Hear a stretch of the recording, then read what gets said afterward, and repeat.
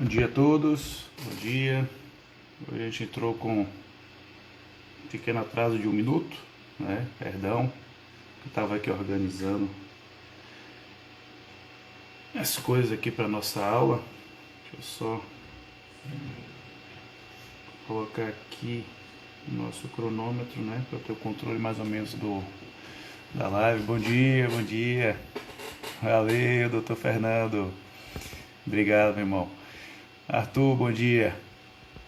Queridos, olha só, na nossa aula de ontem, a gente havia parado, né, sobre a gente ia fazer, na verdade, uma análise, né, do artigo 37, inciso 21 da Constituição, né, que basicamente traz, né, na Constituição esse dever de licitar. Então, o que acontece? Eu vou fazer a releitura do inciso 21 e depois nós iremos destrinchar esse inciso 21 para que a gente possa seguir adiante a nossa matéria, tá? Então, assim, ó, o que é que diz, o que é que reza, né? O artigo 37, inciso 21 da Constituição. O artigo 37, basicamente, é o artigo que trata sobre a administração pública, né? E o inciso 21, ele traz a seguinte hipótese, né? Ressalvados os casos previstos na legislação, as obras, serviços, compras e alienações serão contratados mediante processo de licitação pública que assegure igualdade de condições a todos os concorrentes, com cláusulas que estabeleçam obrigações de pagamento, mantidas as condições efetivas da proposta, nos termos da lei, a qual somente permitirá as exigências de qualificação técnica e econômica indispensáveis à garantia do cumprimento das obrigações. Olha só, como eu disse para vocês, né, essa previsão constitucional, ela tem uma profundidade em relação às obrigações do Estado frente a licitações. Então, o que é que a gente vai fazer? Nós iremos repartir esse inciso 21, né? E dentro da repartição desse inciso 21 do artigo 37, nós verificaremos todas as obrigações relacionadas ao dever de licitar por parte do Estado, bem como, né, as suas exceções, né? Então, vamos lá, ó. Quem tiver aí com a Constituição, acompanha, tá?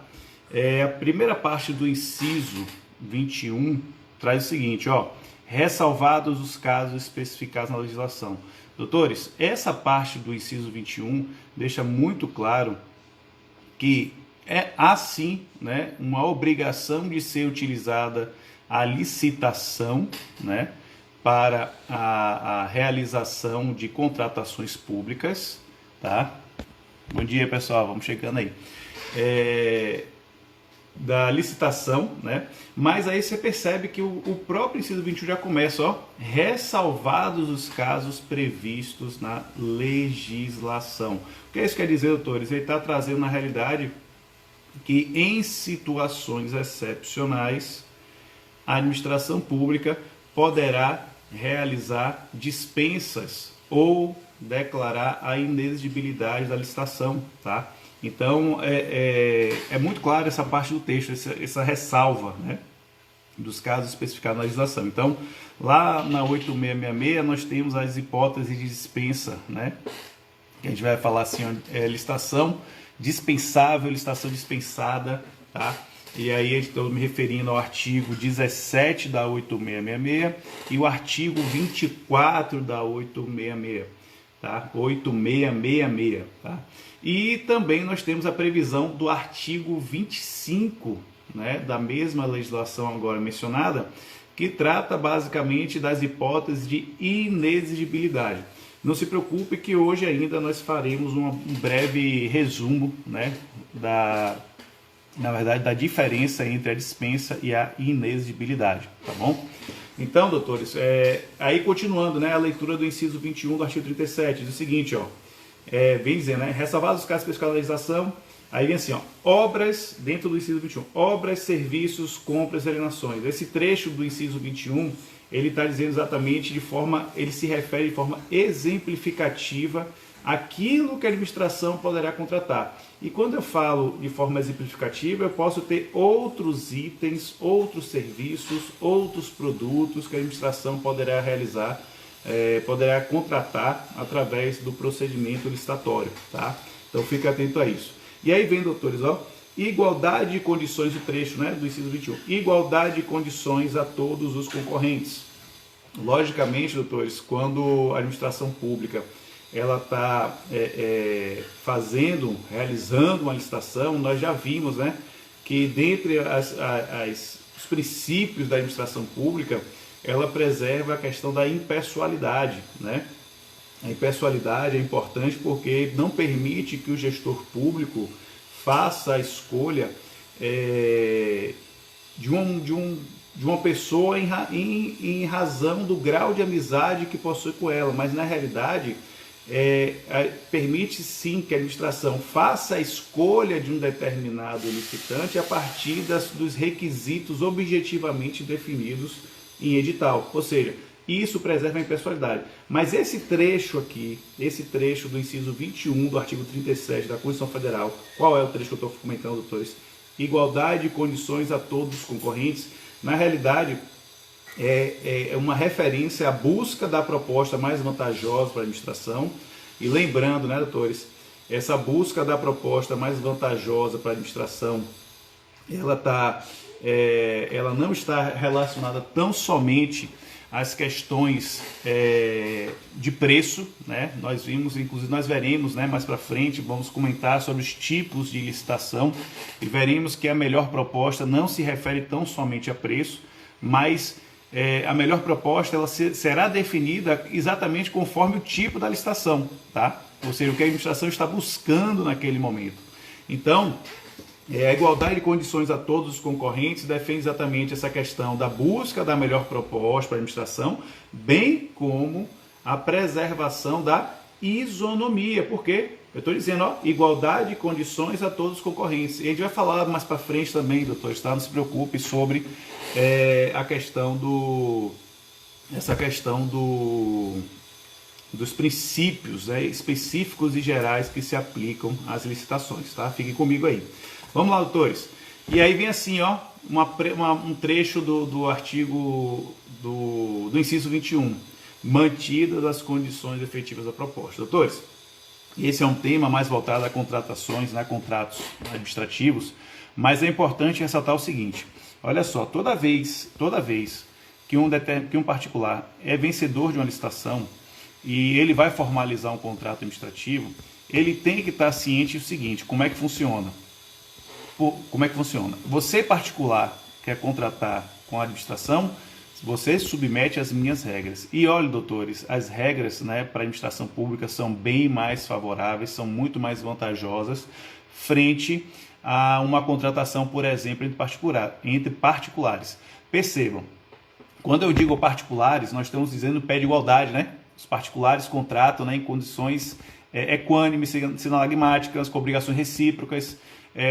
Então perceba, há uma relação de paridade em relação aos particulares dentro dos contratos privados. Essa é uma regra, tá? O que acontece em relação à administração pública, doutores? Na administração pública, essa paridade não existe. O que é isso que eu quero dizer, doutores? Ó, por exemplo, se você for formalizar um contrato administrativo, né, inclusive você vai passar dentro da regra do jogo, você vai passar por um procedimento licitatório. E lá no procedimento licitatório, a gente vai ver a fase da habilitação, que é uma fase que vai ser feita uma análise documental, né, das empresas interessadas em contratar. Olha só, doutores, isso é importante. Quando é formalizado o contrato administrativo, a relação entre as partes é uma relação em que a administração detém uma superioridade, tá? E isso decorre, logicamente, né, da supremacia do interesse coletivo sobre o interesse privado, porque a administração pública representa a coletividade, representa o interesse público, e você aqui embaixo, o particular, representando quem? Seus próprios interesses. Então, em razão dessa situação de supremacia, que aqui em cima está a administração pública, aqui embaixo está você, A legislação, né, a 8666, né, a partir ali do artigo 50 da referida legislação, ela vai logicamente trazer alguns instrumentos, né, instrumentos que possibilitem a administração pública como eu posso dizer assim, a determinar o futuro do seu contrato. Então, por exemplo, entre as previsões, né, desses contratos, né, a gente vai ter as famosas cláusulas exorbitantes, né? O que são essas cláusulas exorbitantes? São, na realidade, premissas legais, né? São permissivos legais em que autoriza, por exemplo, a administração pública a formalizar a rescisão unilateral do contrato, que possibilita, por exemplo, a administração pública atrasar os pagamentos por até 90 dias. Então perceba, a gente vai verificar dentro de uma situação, imagina, vou pegar aqui um exemplo aqui de particulares, né? Se você contrata com determinado particular e esse particular, ele por exemplo, vendeu um carro para ti, tá? Esse particular tá ali com o bem na mão, né? Com o carro, você foi um contrato de compra e venda de um carro, tá? O que é que vai acontecer, doutores? Como é que ocorre a tradição desse contrato de compra e venda, né? Você, comprador, vai pagar o preço do bem e o bem será transferido para você, né? Como é que funciona com a administração pública, doutores? Percebam. Para a administração pública, nos contratos administrativos, é possível que, se você é um particular que vai vender um bem para a administração pública, o que é que vai acontecer na relação contratual aqui? Você vai entregar o bem para a administração pública e a administração pública terá um prazo de até 90 dias para realizar o pagamento. E isso está previsto em contrato administrativo. Percebeu a diferença em relação as relações privadas com a relação com o Estado? Então o Estado detém essas prerrogativas, né?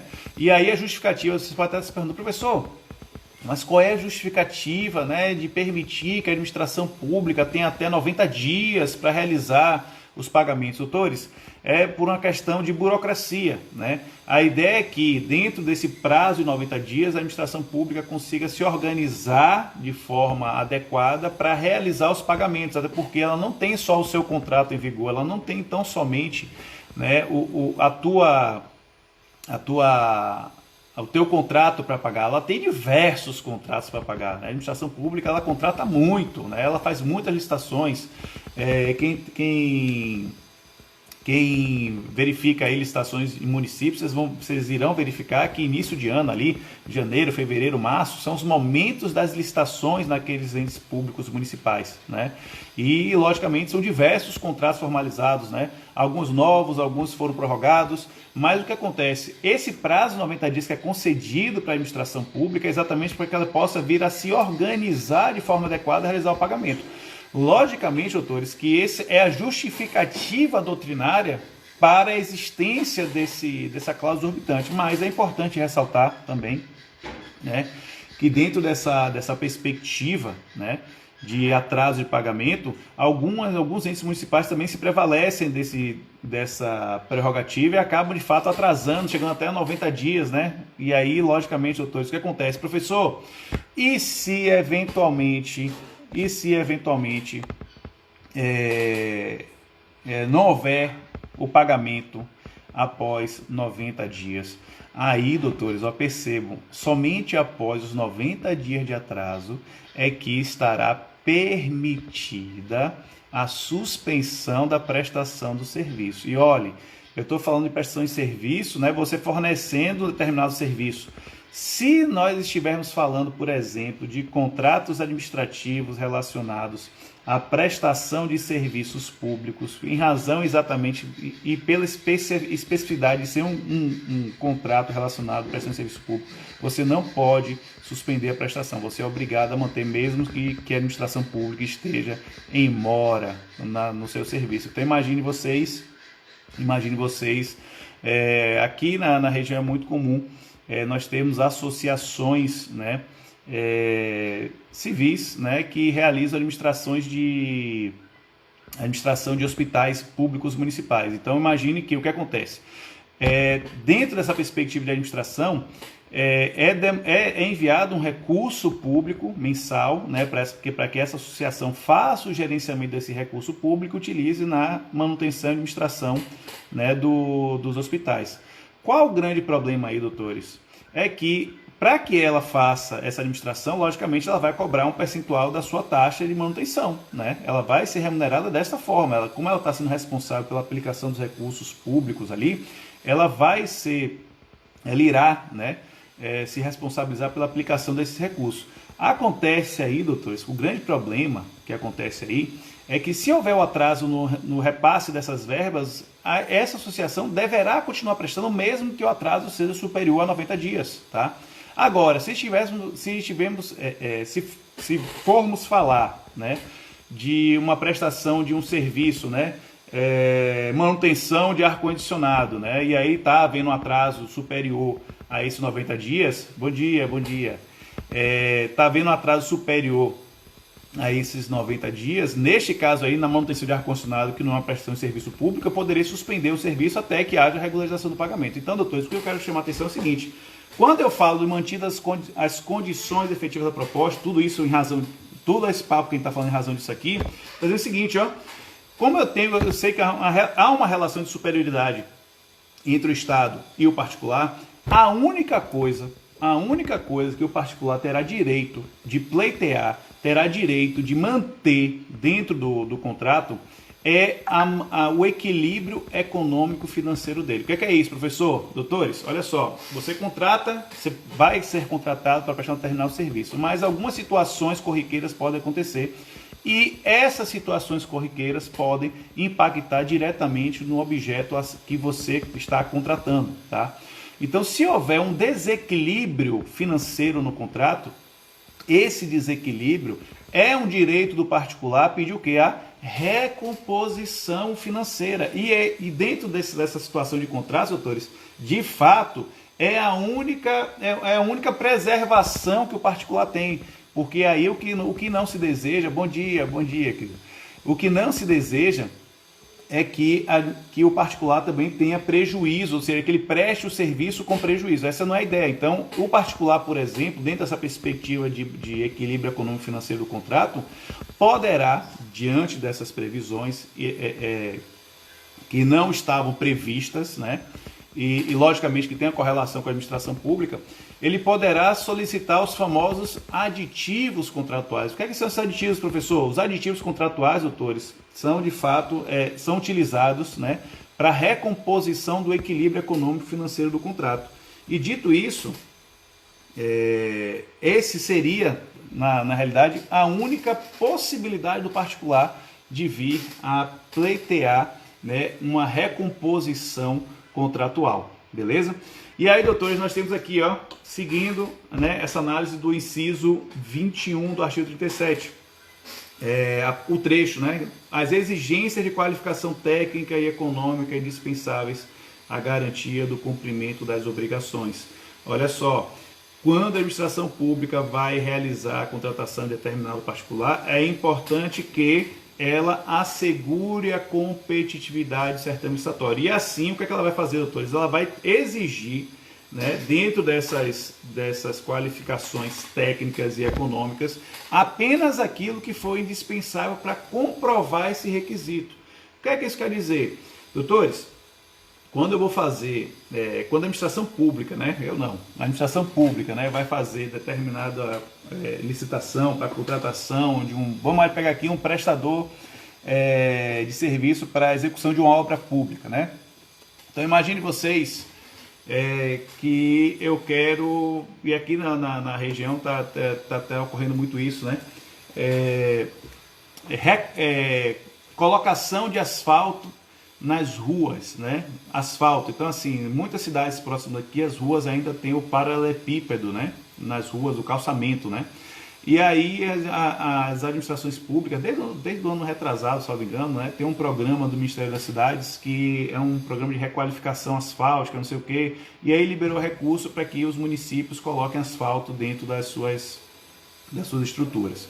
Olha só, para que eu faça a contratação de um determinado prestador para a execução desta obra, eu vou ter que exigir uma qualificação técnica dele. E como é que isso vai acontecer? O que é essa qualificação técnica, doutores? Senhores, a qualificação técnica nada mais é do que uma exigência de comprovação de que você, particular, já prestou esse serviço em outras ocasiões. Então, imagine, eu quero fazer então essa obra de asfaltamento, né, no meu município, e essa obra terá uma extensão total de 5 quilômetros, tá? Ou seja, em toda a cidade serão aplicados 5 quilômetros de asfalto, tá? O que acontece, doutores? Quando eu for fazer a contratação dessas pessoas, né, que pretendem prestar esse serviço, o que é que eu vou exigir de qualificação técnica, doutores? O óbvio, né? Eu vou exigir que ele apresente atestados técnicos, né, aquelas ARTs que vêm do CREA, né, que é um acervo de responsabilidade técnica, que é chamada de ART, para que comprove, né, que eu já prestei, que eu já executei 5 km de asfalto. Então é essencial, básico. Se você fez 5 km e você já tem um atestado de 5 km e eu estou exigindo isso, é o suficiente para comprovar a qualificação técnica. Agora, o que é que não pode acontecer? Não pode acontecer, doutores, eu fazer uma licitação, né, para 5 km e exigir que meus concorrentes tenham, né, no mínimo 50 km de asfalto na sua RT. O que é que está acontecendo aí, doutores? Aí percebam quais são as grandes nuances, né, relacionadas às licitações. A exigência excessiva de qualificação técnica, ela acaba fragilizando o princípio da competitividade e também da própria isonomia. Por quê? Porque se eu tenho pessoas com condições de prestar o serviço, mas eu as diferencio, né, com exigências exacerbadas, dentro dessas exigências exacerbadas, o que é que eu estou fazendo a fundo? Eu estou direcionando a licitação.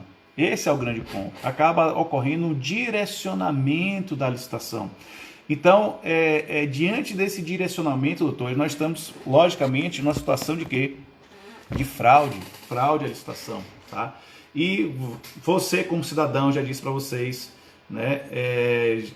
Deixa eu ver aqui, irmão. Se eu só concluir aqui, a gente já responde. Em relação, né, vixe, acabei perdendo o raciocínio. Mas já respondo já, irmão, rapidinho. Em relação a essa exigência, né, que exaspera, que supera, né, o objeto, ela vai ser impugnada através até por movimento popular, né? Nós temos aí algumas cidades com observatório social, né? O observatório social também poderá realizar, são associações, né, civis sem fins lucrativos que poderão ingressar com pedidos de impugnação para corrigir essa situação no edital, bem como empresas que tenham interesse em concorrer também podem promover a mesma impugnação.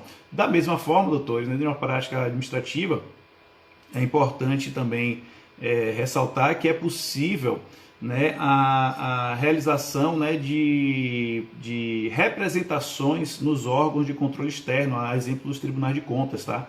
É perfeitamente possível. Então vamos pegar aqui a pergunta aqui do colega, ó. O doutor Emanuel Fagner Oliveira pergunta: bom dia, professor. Considerando a pandemia do Covid-19, a administração pública pode contratar sem a licitação e sem existir as qualificações técnicas? Doutores, olha só, eu não sei se está disponível lá no canal, mas eu já fiz uma live, né? Inclusive foi a minha primeira live solo aqui, né? Sem convidado e tudo. E basicamente, doutores, o que acontece? Em relação ao momento de pandemia, como é que estão acontecendo as contratações? Doutores, tem o artigo 4º da Lei 13.979 de 2020, que é a denominada Lei da Quarentena.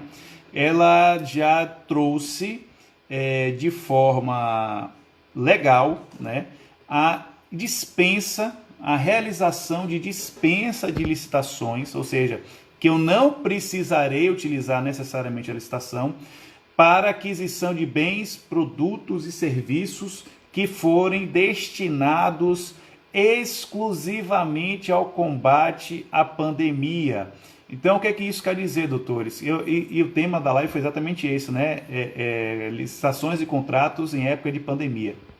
E lá eu disse o seguinte, ó, dentro dessa hipótese, doutores, dentro dessa possibilidade, né, de ter uma possibilidade já legal dentro da lei da quarentena, a administração pública ela poderá realizar as contratações diretamente, né? E olha só, doutores, a situação de emergência, na verdade, a situação de calamidade, né? Que é emergência, a mesma coisa, a situação de calamidade decorrente da pandemia, na lei da quarentena já está plenamente justificada. O que isso quer dizer, doutores? É que, quando eu vou falar de dispensa, eu vou abordar isso de forma aprofundada, mas quando eu vou fazer qualquer tipo de processo de dispensa, eu preciso justificar essa dispensa, né? Preciso demonstrar a razão da dispensa, mas em relação às licitações voltadas para o combate à pandemia, doutores, e aí eu tenho obras também, né?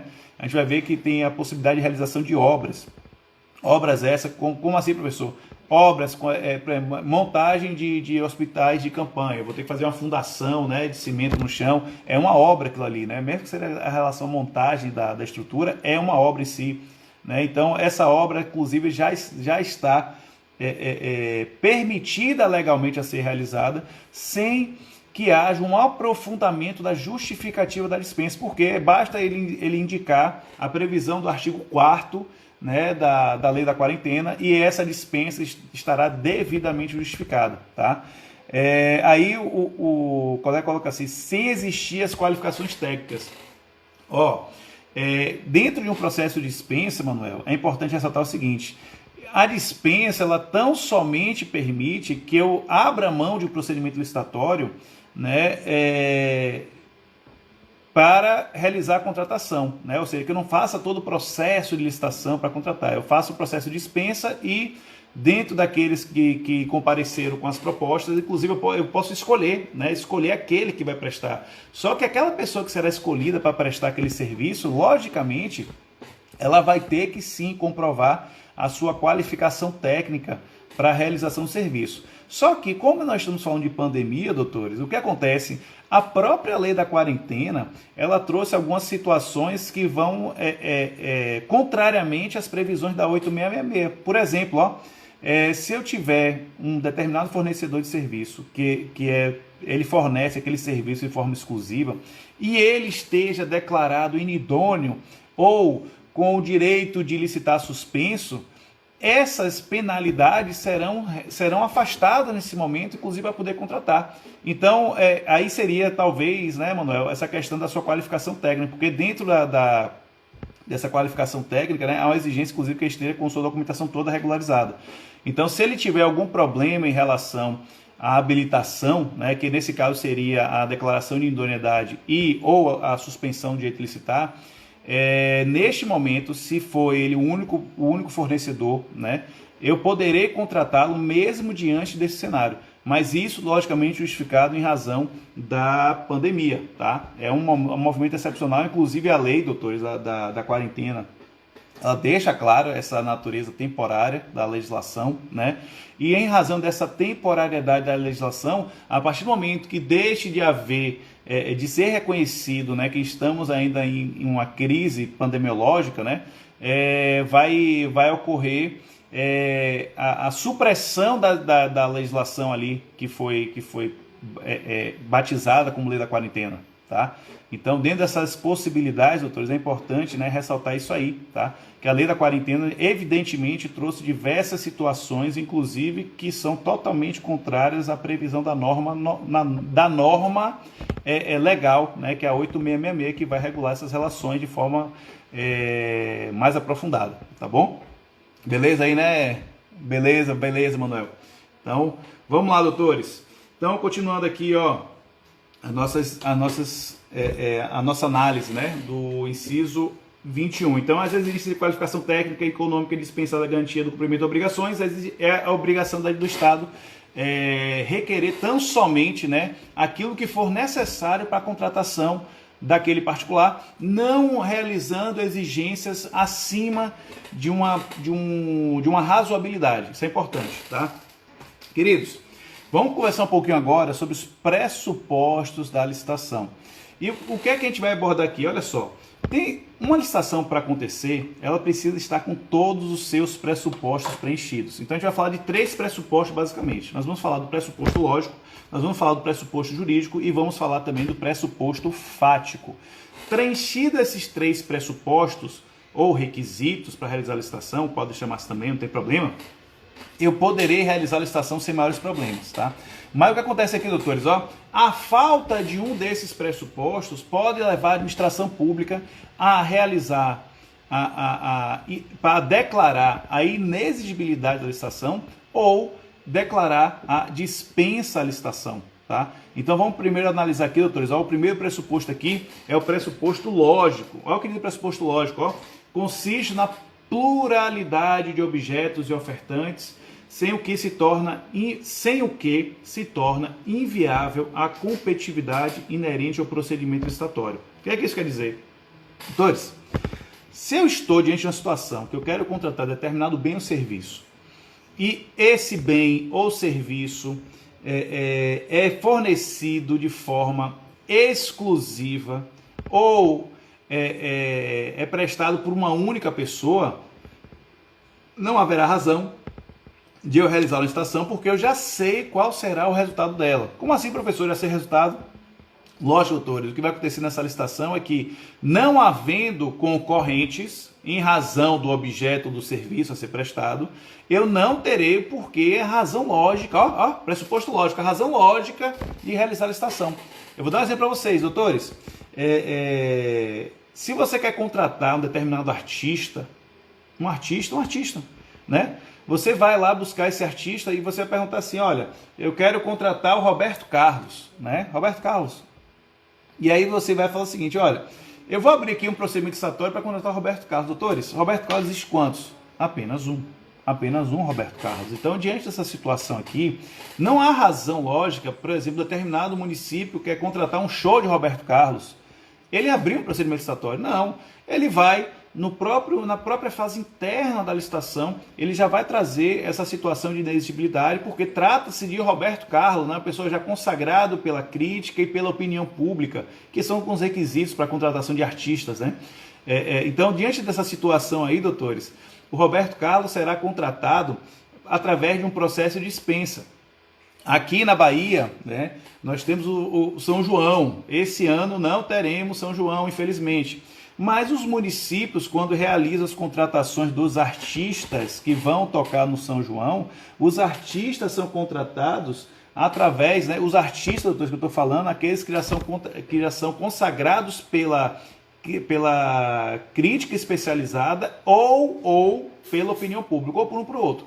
Basta que ele tenha um reconhecimento da população, né, independente do estilo musical que ele realize, ou pela crítica especializada. O pessoal, a crítica especializada, olha, aquele cara é um artista completo, né? Então, assim, enfim, dentro dessa perspectiva, os municípios da Bahia, quando vão organizar os seus eventos juninos, que esse ano, infelizmente, não terá, eles fazem através do processo de dispensa. Mas qual é o grande problema aí, doutores? Qual é o grande problema das inexigibilidades? Doutores, percebo, quando eu falo que a falta de um pressuposto lógico, ela vai defluir em uma inexigibilidade da licitação, é importante ressaltar que essa inexigibilidade não permite, preste atenção, não permite que o gestor contrate a qualquer preço. Isso é importante, porque o pessoal acha que dentro de uma perspectiva, né, legal, o gestor vai ser inexigível, vou gastar o que eu quero. Não, doutores, não. Na realidade, a administração pública, ela terá que, dentro de uma perspectiva de licitatória, ela vai ter que realizar os mesmos processamentos para definir um parâmetro médio de pagamento. Então, se o show de Roberto Carlos custa, né, numa média de contratos, né, que ele assina, uma média de 300 a 350 mil, esse é o valor de referência que a administração pública poderá pagar para contratar Roberto Carlos, né? Eu não vou oferecer um valor, por exemplo, doutores, né, uma proposta manifestadamente inexequível. O que seria esse inexequível? Aqueles valores que, por exemplo, superem 50%, supere 50% do termo de referência. Então, se eu estou falando que o Roberto Carlos está ali por 350 mil, eu até aceito pagar 400, 425 mil, 450, não tem problema, porque eu estou ainda dentro da margem da proposta inexequível, preços muito acima do valor de mercado. Nem também o preço muito abaixo do valor de mercado. Aliás, dentro dessa perspectiva do valor de mercado, se o Roberto Carlos quiser fazer um show gratuito na cidade, não há problema nenhum também, porque também não há prejuízo para a administração. Então, dentro dessa perspectiva inexequível para baixo, não haveria nenhum problema, porque é a prestação de serviço artístico, né? Logicamente, não teria problema algum por tratar, inclusive, dentro desse raciocínio que estamos desenvolvendo aqui, a proposta inexequível para baixo. Agora, a proposta inexequível para cima tem problema. Basta lembrar, doutores, né, que há uns 2 anos, o Wesley Safadão foi fazer um show, na época de São João, inclusive, né, na cidade de Caruaru e Campina Grande, né, e parece que lá tem uma rivalidade bem acirrada relacionada ao São João, né, cada um se auto-intitula como o maior São João, do Nordeste, né. Mas é uma briga deles. E é o que aconteceu. Em um determinado show que o Safadão fez, eu não lembro qual foi na cidade. Em um determinado show em uma cidade, ele cobrou um cachê, exemplificando, tá, autores, de 300 mil. Tá? E na outra cidade, ele cobrou um cachê de 600 mil. O que aconteceu em relação ao cachê de 600 mil? O Ministério Público pediu a suspensão do pagamento, tendo em vista que os valores formalizados na época com o Safadão estavam acima do valor de referência. E aí o que aconteceu, resumindo a história? O Safadão, né, na verdade a defesa do Safadão conseguiu demonstrar que estava dentro do preço médio de mercado, que aquele valor que foi feito na cidade vizinha foi uma oportunidade de contratação, né, porque estava próximo à cidade, então o deslocamento seria rápido e tudo. E aí ele conseguiu a liberação do pagamento do município que pagou os 600 mil, mas ao invés dele receber o cachê, o que é que ele fez? Ele doou o valor para as instituições da cidade, né? Tá na internet, depois você pesquisa isso aí, né? Na verdade ele deu um tapa de pelica, né? na administração pública, né? Mas enfim, doutores, mas isso que eu quero dizer, chamar a atenção de vocês, o pressuposto lógico não permite que o gestor contrate a qualquer preço, ele precisa sempre estar baseado esse valor dentro de uma referência, de um valor de mercado, tá bom? Continuando, doutor, então, a falta do pressuposto lógico leva a um processo de inexigibilidade. Daqui a pouco eu vou falar sobre a diferença de inexigibilidade e dispensa, tá? E aí, doutores, nós temos o segundo pressuposto jurídico. O que é que diz o pressuposto jurídico, doutores? Caracterizada pela oportunidade e conveniência na realização do procedimento licitatório. Doutores, aqui a gente vai verificar o seguinte: haverão determinadas situações em que a realização do procedimento licitatório não é o mais aconselhável. O ideal é que, havendo uma hipótese de dispensa, o gestor faça a utilização dessa dispensa. Isso é importante por quê, doutores? Porque diante de determinadas situações específicas, né, por exemplo, situação de emergência que acabou de comentar, situação de pandemia, eu abrir um procedimento licitatório poderá atrasar a entrega desses produtos, poderá atrasar as contratações necessárias a esse momento.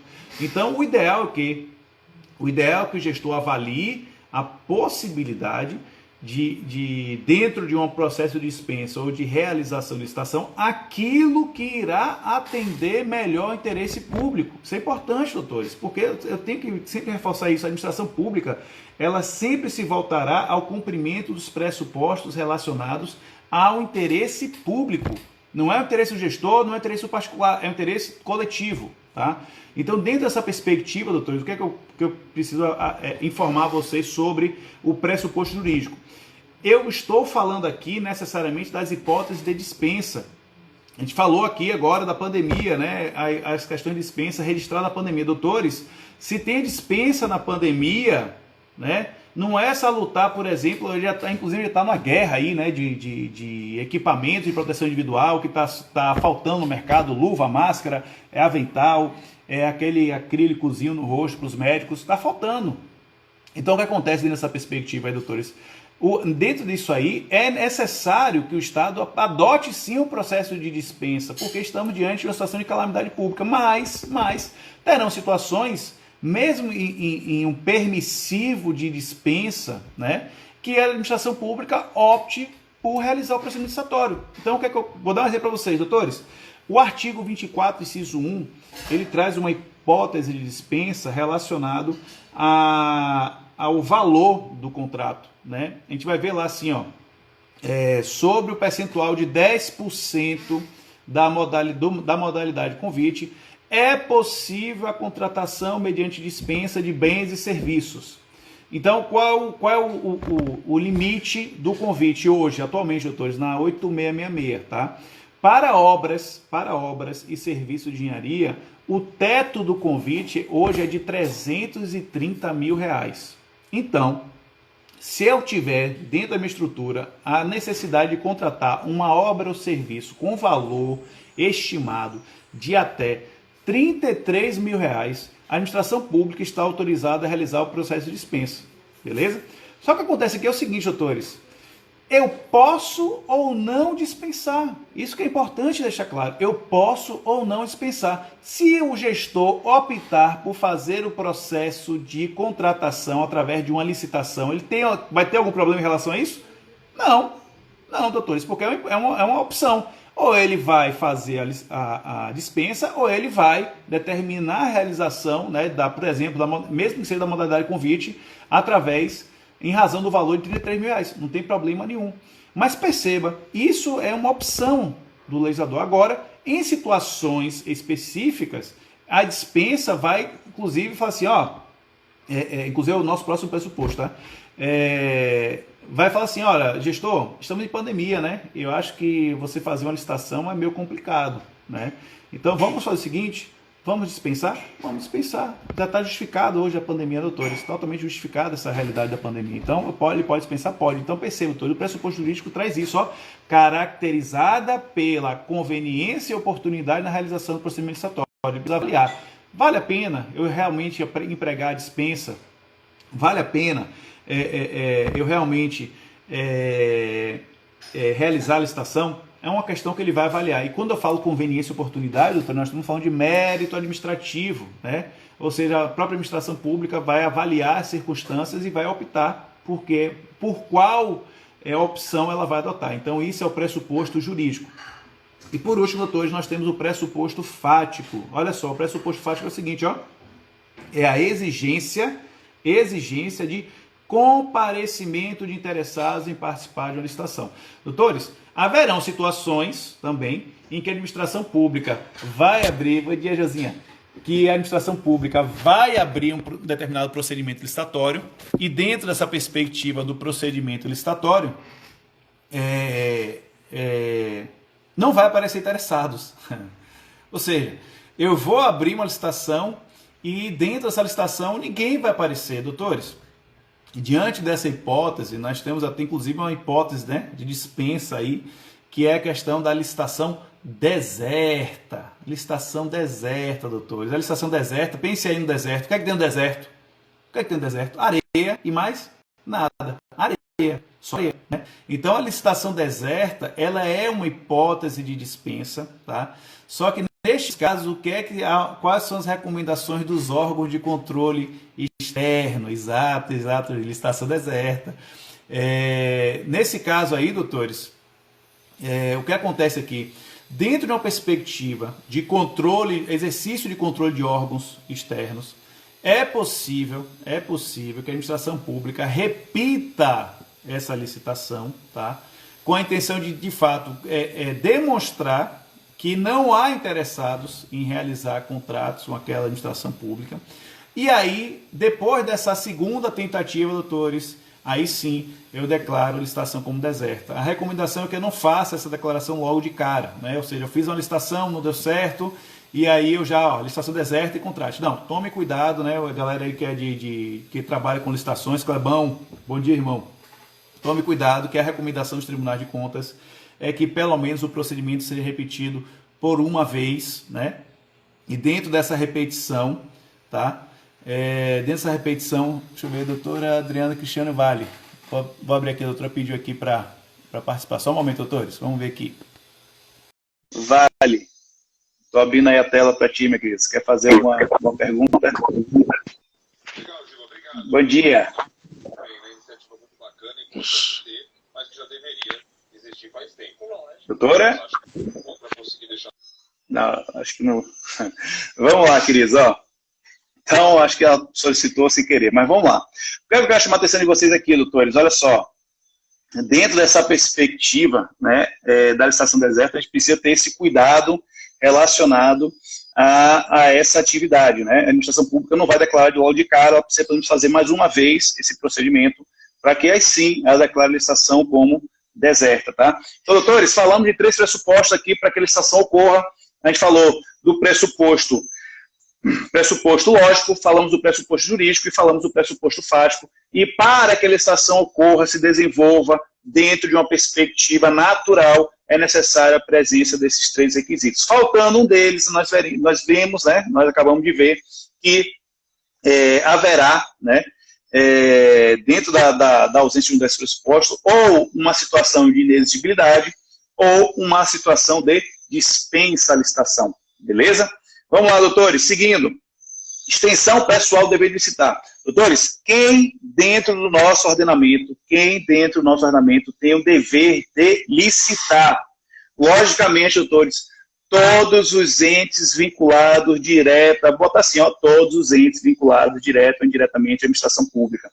Todos os entes, inclusive, que recebam recursos públicos, haverá um dever de licitar, haverá um dever de ter cuidado com os gastos desse recurso público, tá? Então, doutores, o parágrafo 1º, né, o parágrafo único do artigo 1º da 8666, deixa muito claro o seguinte, ó, quem tem o dever de licitar, doutores? Órgãos da administração pública, né, então a gente vai falar secretarias, prefeitura, todos os órgãos que relacionados, governos, ministérios, tá? Fundos especiais, a gente vai ver que os fundos especiais são dotados de recursos públicos, né? Então, logicamente, por terem recursos públicos dentro da sua Constituição, eu preciso licitar para utilizar esses recursos. As autarquias, doutores, né? Ente da administração direta de natureza de direito público, as fundações públicas de direito público, as empresas públicas de sociedade e economia mista, e os demais entidades controladas, direto ou indiretamente, pela entidade federativa. Então, tudo aquilo que tiver submisso a uma realização, né, de emprego de recursos públicos, haverá de se tomar um cuidado em relação a esses agentes para que eles possam, exato, Clebão, só fazer um comentário aqui, ó, ampliar a publicidade no segundo processo. Perfeito, é exatamente isso. Vai uma informação que eu não falei, né?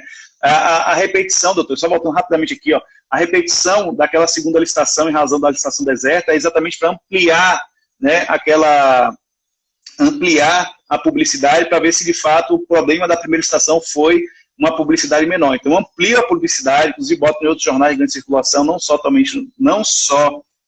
tão somente apenas no Diário Oficial, e diante disso, havendo essa publicidade maior, justifica-se aí sim, né, a licitação deserta. Exato, Clebão aí. Clebão trabalha com licitações e sabe aí, manja demais sobre essa situação. Queridos, então, a extensão do pessoal, então, dever licitar, voltando aqui agora que estava comentando, é exatamente isso aqui, ó. Pessoas jurídicas que são vinculadas direto ou indiretamente ao Estado, né, e que utilizem isso, meu querido, e que utilizem, né, esses recursos públicos. Então, doutores, a gente vai ver, né, os fundos especiais, como eu disse agora há pouco, os fundos especiais, eles detêm a organização de recursos públicos. Então, vou utilizar aquele recurso ali, licitação, não tem jeito, tá? Mas, doutores, percebam, ó, quer ver um exemplo aqui de recurso público? FGTS, tá, doutores? FGTS, o Fundo Garantia por Tempo de Serviço, né? Que é um fundo especial, mas de natureza pública, ele precisa, inclusive, licitar para realizar para utilizar esse recurso, tá? E aí, doutores, nós temos a situação específica atualmente, né? Na realidade, assim, não tão atualmente, desde 2016, das empresas públicas e das sociedades de economia mista, porque nós vimos, né, que na previsão do parágrafo único do artigo 1º, tem a menção, né, das empresas públicas e sociedade de economia mista dentro da 8666, tá? Só que acontece o seguinte, doutores, dentro dessa perspectiva, né, das empresas públicas da economia mista, eu já falei para vocês na aula passada, que nós temos o Estatuto das Empresas Públicas e Sociedade de Economia Mista, a Lei 13.303 de 2016. E por ser um estatuto, por ter natureza jurídica de estatuto, tal legislação, ela traz todas as previsões legais relacionadas às empresas públicas e às sociedades de economia mista. Eu já falei para vocês na aula passada, né, doutores, que as atividades fins das empresas públicas e sociedade de economia mista, por elas terem natureza jurídica de direito privado, isso é importante, elas estão em regime de concorrência com outros agentes privados.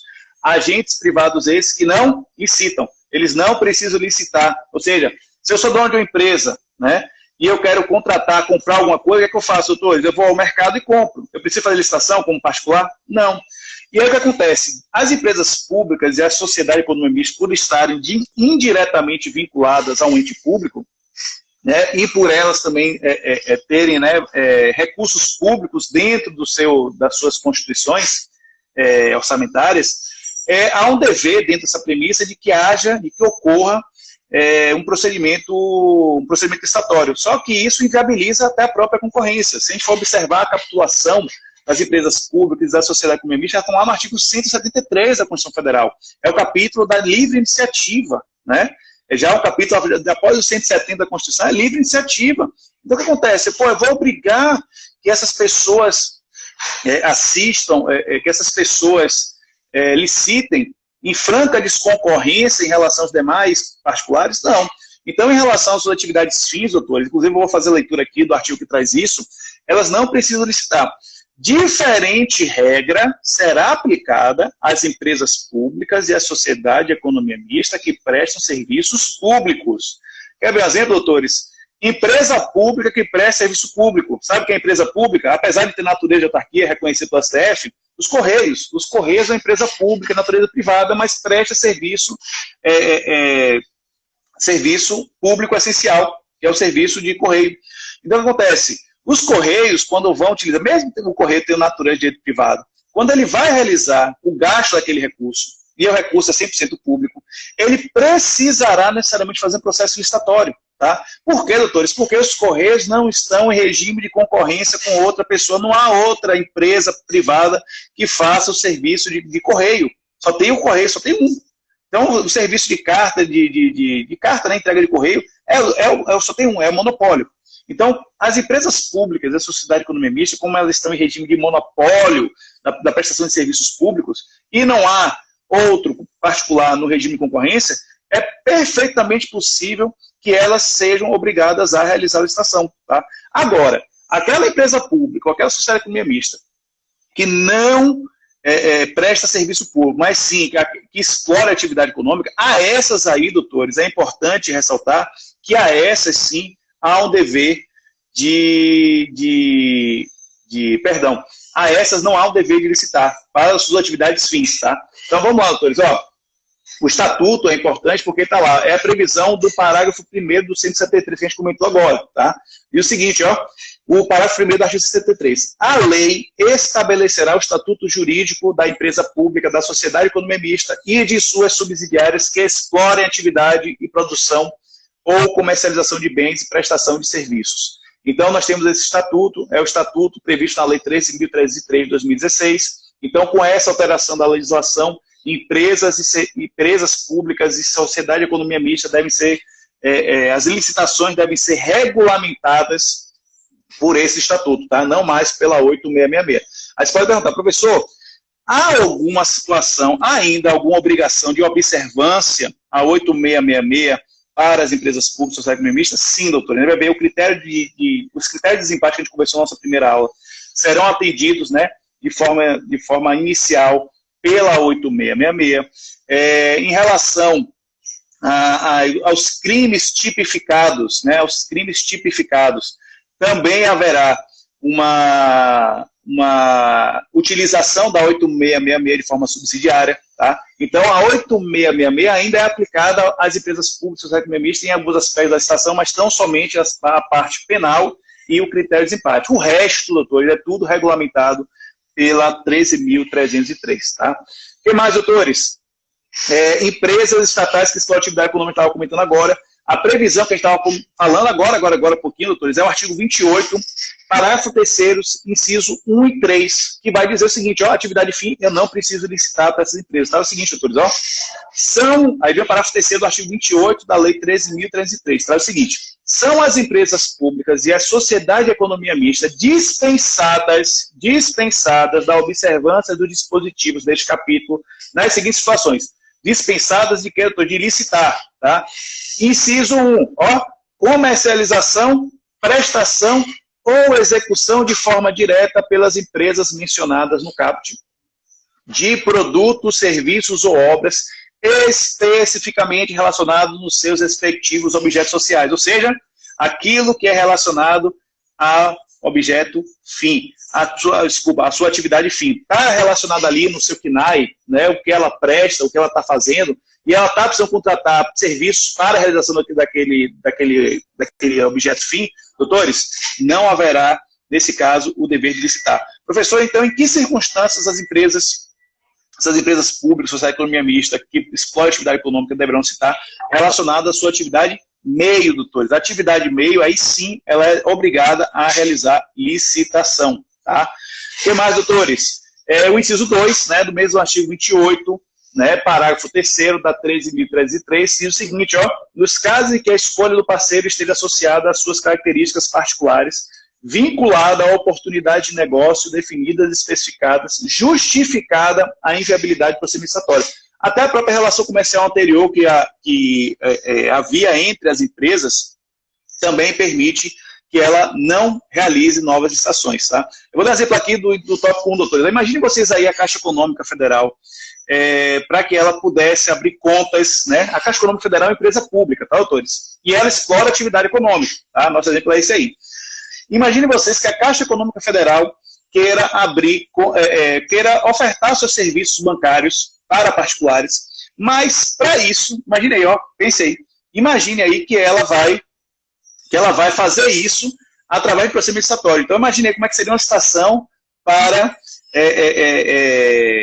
adquirir contas da Caixa Econômica Federal. Doutores, logicamente que isso iria colocar a Caixa Econômica Federal em uma situação totalmente de fraqueza concorrencial em relação ao Bradesco, por exemplo. O Bradesco precisa fazer isso? Não. Você chega no Bradesco, entra no Bradesco, quero abrir a conta. Até pela internet agora abre, né? Vai o aplicativo lá, abrir minha conta. E os bancos públicos, né, a Caixa Econômica e o Banco do Brasil, eles também têm o mesmo procedimento, se vocês observarem. Você entra no aplicativo, faz lá o seu cadastro e você tem acesso à sua conta. Tá? Então, dentro dessa perspectiva, eu quero chamar a atenção é o seguinte: empresas públicas e sociedade de economia mista que explorem atividade econômica, essas estão dispensadas de realizar a licitação naquilo que for relacionado à sua atividade fim. Tá? Fica com essa dica aí, doutores. E o que mais, doutores? Entidades que não precisam licitar. Já falei para vocês aqui, os particulares não precisam licitar. Doutores, os concessionários de serviços públicos também não precisam licitar. Tá? Os permissionários de serviço público também não precisam licitar. Quem são os concessionários? Essas concessões de rodovias federais, por exemplo, eles precisam licitar? Não. Eles estão a relação ali é contratual, então ele pode contratar quem ele quiser para prestar o serviço, não é a administração pública que está realizando a obra. Isso é importante, tá? Então, nessa perspectiva, doutores, também não haverá o dever licitar. Doutores, nossa live está acabando, estou vendo aqui que falta 1 minuto para acabar. Houve uma sugestão, né, de que eu abrisse um momento final das aulas para que a gente pudesse tirar dúvidas, tá? Só para a gente ajustar isso, vocês acham interessante a gente deixar as dúvidas para o final da aula ou desse movimento aqui que a gente está abrindo os questionamentos, a gente vai respondendo, tá legal para vocês? Porque aí eu posso ajustar, por exemplo, 5 minutos finais da aula só para tirar dúvida, tá? Aí fica a critério de vocês também. Aí vocês dão feedback, tá, em relacionado a isso aí. Porque assim, ó, a gente já está finalizando aqui a nossa live. Essa aula vai ficar disponível no canal Prof. Felipe Montenegro, lá no YouTube, doutores, fique, que mais tarde eu vou carregar essa aula lá para quem não pôde assistir a aula hoje, tá? Nós estamos na terceira aula, amanhã teremos a nossa quarta aula, né, às 7h37 da manhã. Conto com a presença e colaboração e enriquecimento habitual de todos vocês, tá bom? E espero que essa live também aí tenha sido proveitosa para todos vocês aí também, beleza? Galera, valeu, Fabrício. Um abraço, queridos. Bom dia a todos. Tchau, tchau.